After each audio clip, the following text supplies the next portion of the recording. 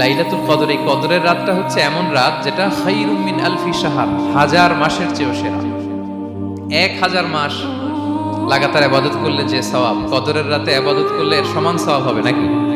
সমান হবে না। আল্লাহ তাআলা বলেছেন খায়রুম মিন আলফি শাহর, না, এর চেয়েও শ্রেষ্ঠ, এর চাইতেও বেশি।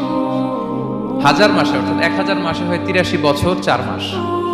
তো কদরের রাতে যদি আমরা ইবাদত করি তাহলে 83 বছর 4 মাস ইবাদত করলে যে সওয়াব, সে সওয়াব আল্লাহ তাআলা আমাদের আমলনামায় নসিব করবেন।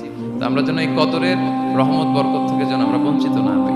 তো রাসূল সাল্লাল্লাহু আলাইহি ওয়াসাল্লামকে সান্ত্বনা দেওয়ার জন্য যে, হে নবী, আপনি চিন্তিত হবেন না। বনি ইসরাইলের অনেক লোক 1000 বছর হায়াত পেয়েছে, শত শত বছর ইবাদত করেছে, জিহাদ করেছে, তারা হায়াত পেয়েছে বেশি, কিন্তু তারা কদর পায়নি। আর আপনার উম্মতকে আমি হায়াত দিয়েছি কম, কিন্তু তাদেরকে কদর দিয়েছি। সুবহানাল্লাহ ওয়া বিহামদিহি, লাইলাতুল কদর দিয়েছি, যে কদরের রাত 1000 মাসের চেয়েও সেরা। তো এই কদরের রাতকে আবার লাইলাতুল মুবারাকাও বলা হয়েছে। ইন্না আনসালনাহু ফি লাইলাতিন মুবারাকা, এটা বরকতময় রাত। ফিহা ইউফরাকু কুল্লু আমরিন হাকিম, সব বিজ্ঞচিত প্রাজ্ঞচিত বিষয়ের ফয়সালা হয়। এটা বেসিক্যালি একটা বাজেট রাত বলা যায়। এ রাতে আগামী 1 বছরে আমাদের কি ঘটবে না ঘটবে আল্লাহ তাআলা এটার বাজেট করেন, এটাকে রিভাইজ করেন। সো এই রাতটা অনেক